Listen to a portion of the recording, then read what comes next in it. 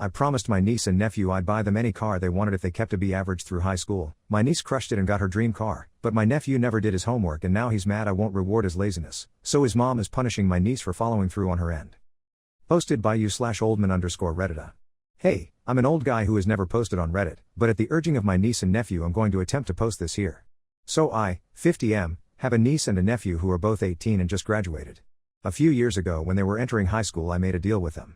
If they kept a B average their entire time in high school I would buy them any car of their choosing, within reason of course. We added a clause that they got one semester forgiven, so they were able to mess up one semester and I wouldn't hold it against them. I felt like 7 out of 8 semesters with a B average was pretty fair. So my niece maintained her grades. She did mess up her sophomore year but otherwise was right on track.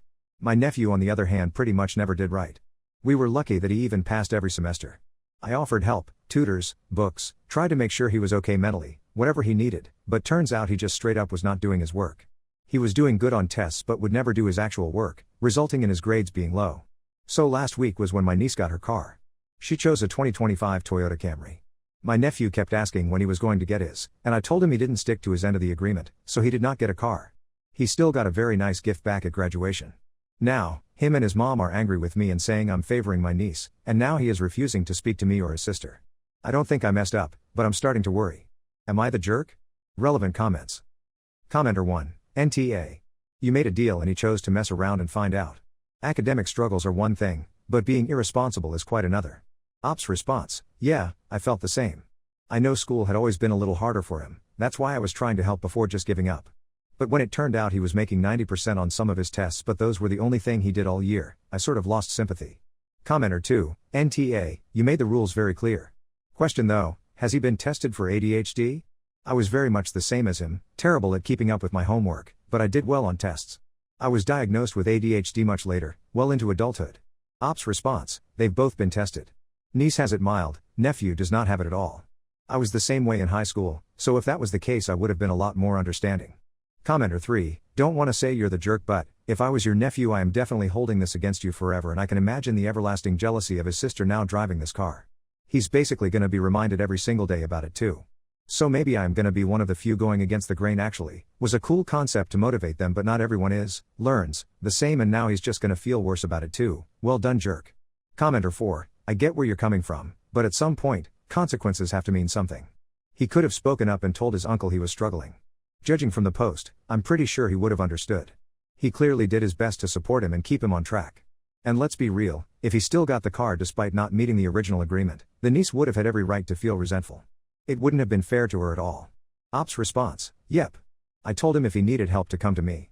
And as I said I offered tutors or anything and even told him I would give him an extra semester if he would take advantage of any of the help I offered. I attended a parent and principal meeting with him because he was in danger of not graduating. When I found out it was from him just being lazy, I knew the deal was off the table. Commenter 5, did his mom know the deal and agree with it too? There's no reason for her to be upset with you too. She should be thankful that you are so generous with her children. Ops response, their mom knew. I asked her before I ever even brought up the idea to the kids way back when. I love and take care of them like my own, so this is hard. It almost feels like my own son is upset with me. Commenter 6, info, did he turn down the extra help? Does he have a learning disorder? Would you reconsider if he does a trade school or other path to independence and is successful? Regardless of answers, NTA. Ops response, yes, he turned down all extra help. I offered to even forgive an extra semester if he accepted help. Nope. No, he has been tested in the past. No, he does not want to go to college or trade school. Commenter 7, what was Ops' nephew's gift? Ops response, my nephew got $5,000 for his gift. My niece did not get that. He does also have full access to an older car that runs excellent, it's just old and not amazing looking. I thought maybe he would use the money to get it repainted or something, but I'm not sure. He has been tested twice and does not have ADHD or autism. I also had it in school, so I would have completely understood. But also he agreed to the deal. It wasn't like I just sprung it on them. They had agreed and their mother had as well. Commenter 8, does Ops' nephew have a job? Ops response, yeah, he got fired from his only job because my sister-in-law went in to yell at his boss. Commenter 9, where are the twins' father in all of this? Ops response, my brother is not involved. Oops, meant to add that in the post. I'm basically their father figure. They call me Papa Unk. Commenter 10, Op responds to a downvoted comment about getting his nephew an older car. Ops response, maybe. He does have full access to a car though. His mom has two and never drives that one. It's honestly old and raggedy as hell, but it works. Definitely no sharing. And yes, my nephew's grad gift was $5,000. I've been saving for their graduation since they were babies. Update, 3 months later. Hi peeps of Reddit, I wanted to give an update because lots have happened. So first I sat down with my nephew and his mom to talk it through. I explained that this was the deal he agreed to before starting high school, and that he has known for years he was not getting the car. Some comments say I led him on, which was not the case. He has been aware of not getting the car for years. And that his sister followed through, he did not. Well, all of that to no avail, he was still sulking and pretty angry. His mom felt I ruined his summer because he couldn't drive himself around, and because he refuses to speak to his sister, she won't drive him either. I then discovered that my niece was being punished at home because she would not let nephew drive or ride in her car. I told him I was not forcing her to, and it pretty much turned into a fight between me and my sister-in-law. Also, to address a few comments I got, my nephew still got a very nice grad gift from me, and he does not have any learning disabilities like some comments suggested.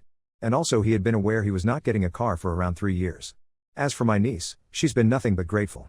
It was planned for her and her brother to move in with me, but only she has. I have not heard from or seen my sister-in-law or nephew in about a month. They have also both blocked and cut off my niece, which has been hard for her. Me and my wife are working on getting her into therapy, but otherwise she is doing fine and we love having her. So things are still hard, but we are all working through it. Thanks everyone for all the advice. Relevant comments. Commenter 1, why were they planning to move in with you? Ops response, they both planned to move in with me when they graduated. Purely because my house is bigger and they wanted a change of environment. Commenter 2, what else are you doing for her? It's starting to feel like you can provide them a lifestyle their parents can't and she's taking advantage and her brother is jealous and bitter he's not benefiting. I don't blame you for sticking to the agreement with nephew as long as it was clearly laid out from the beginning. And for him to treat you this way after you still got him a nice grad gift is just spoiled kid behavior. Oh, and shame on your sister for not sticking to any principles or standards. Ops response, my nephew is still welcome to live here if he apologizes. I was always going to pay for both of their college or wedding, whichever they choose. They've known this their whole life. I am paying for niece's college and still plan to pay for nephew's wedding. My sister-in-law isn't super well off, but by no means is she struggling. She could easily afford a car for him, she's just too cheap to do so. Niece also is not paying to live here. Yep, it's been clear since day one, which is why I don't understand why they are behaving this way. Commenter 3, Op clarifies the relationships between the twins and himself. Op's response, technically my brother's kids. But they don't know my brother and I haven't spoken to him in years. So I just say my sister-in-law's kids. Commenter 4, Op on having his niece's car in his name. Op's response, I do have say in it as the car is in my name. Also, she's an adult, so her mom has no say in what she does period. Neither do I honestly. Op's response, yeah, she wanted it in my name because she was worried her mom might try to actually take it. At the time it was still a few months before they were supposed to come live with me. Now that she lives with me we plan on switching it over. Still a gift, just protecting her. Commenter 5, this whole thing perfectly shows how being right can still blow up your family. You didn't break any promise, you actually stuck to the deal exactly as stated. But you completely underestimated how pride, shame, and family dynamics work. Your nephew didn't just lose a car, he lost face, and that humiliation got redirected at everyone else. Now your sister-in-law's furious, your nephew's cut off his own sister, and your niece, the one who did everything right, is paying the emotional price for your rigid fairness. You didn't create a lesson about accountability, you created a hierarchy. One winner, one loser. And that kind of setup always ends ugly in families, because people don't separate logic from feelings. What's genuinely concerning, though, is that you don't seem to realize the extent of the damage you've caused. You're describing a complete family breakdown like it's an unfortunate side effect, when in reality, it's the direct consequence of how you handled this. And honestly, it's weird that you made a long-term deal with minors about something this big without really including their mother in the process. That's not your call to make alone. It blurs the line between cool uncle and overstepping adult, and it probably added to the resentment your sister-in-law feels now. You're not evil, but you overstepped, underestimated the emotional fallout, and now act like the outcome was inevitable. Sometimes fairness without empathy, and without boundaries, just looks like cruelty wearing a suit. Op's response, their mother was involved the entire time. I asked her before I ever brought it up to them. Also, it was not one winner, one loser. They both could have won or lost. And lastly, I make a vast majority or all big decisions in their lives. For much of their lives I was raising them without my sister-in-law, and even to right before this, my sister-in-law would consult me on anything regarding them. Or the kids would ask me themselves. So while I understand, I did not overstep in any way.